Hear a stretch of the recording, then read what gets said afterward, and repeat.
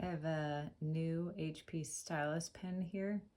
I need to charge it for the first time and I'm going to show you how to do this.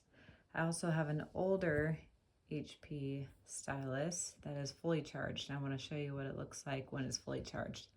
There's a light right here and this shows when it's white, then it is fully charged. So if I remove that, these are magnetic, by the way, so that's why they're sticking to each other. So if I remove that and put in the new one, you charge it by lifting that up and open it right there.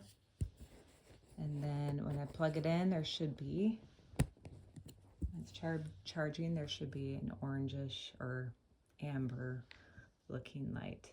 And you can know it's fully charged when that light turns to white. And when it is blinking, this color, when it's blinking, then that means it's a low battery. So that's how you charge it and know when it needs to be charged and know when it's fully charged.